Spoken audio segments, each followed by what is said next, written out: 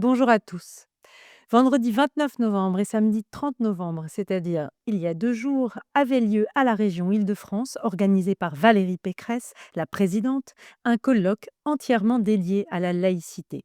Ce colloque sur la laïcité, dont le sous-titre était S'engager, partager, se ressourcer, a abordé plusieurs thématiques.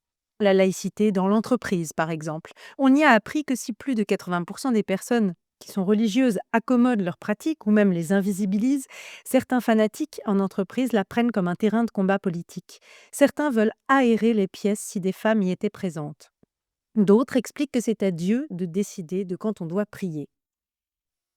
La laïcité dans la recherche, dans l'enseignement supérieur, a elle aussi été abordée, avec des exemples plus précis des cas de difficulté du port du voile chez les doctorantes, par exemple, puisque lorsqu'elles ne sont pas sous le même statut, public ou privé, elles n'ont pas les mêmes devoirs. Le colloque a aussi permis de réunir les référents laïcité franciliens, ceux qui ont été désignés depuis la loi sur le séparatisme d'août 2021 dans l'ensemble de la fonction publique. Il a aussi été l'occasion de montrer les caricatures du projet de la région dans les lycées pour expliquer la liberté d'expression et la laïcité justement à l'approche des 10 ans des attentats de Charlie Hebdo et de l'Hypercacher.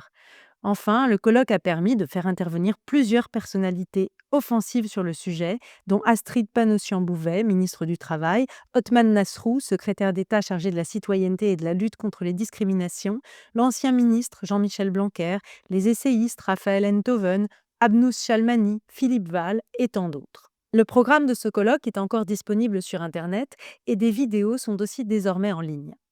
Nous avons entendu par exemple une Valérie Pécresse particulièrement offensive, pour qui le pas de vague et l'heure des compromis est révolue. Le mot d'ordre est pas un euro d'argent public aux ennemis de la République. Elle a pu mettre en application ce principe avec le festival Chéri Chéri, dont 12 personnes du jury ont ostracisé publiquement une jeune femme juive, Julia Layani, la semaine dernière. La région a immédiatement gelé les subventions au festival si la direction du festival ne prenait pas ses responsabilités. Valérie Pécresse dit aussi: il est honteux que les fanatiques aient du zèle et que les sages n'en aient pas. Othman Nasrou, lui, a dit que la laïcité était un combat. Il a raison. J'ajouterais qu'elle est un combat légitime, et même qu'elle est un combat légitime qu'il faut gagner au risque de perdre notre liberté individuelle dans les prochaines années.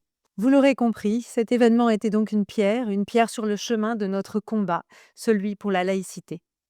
Bonne nouvelle des derniers jours, le Conseil d'État a validé la décision de Sciences Po de ne pas autoriser la conférence de Rima Hassan et le festival Chéri Chéri, donc, a condamné le comportement antisémite des 12 personnes contre Julia Layani.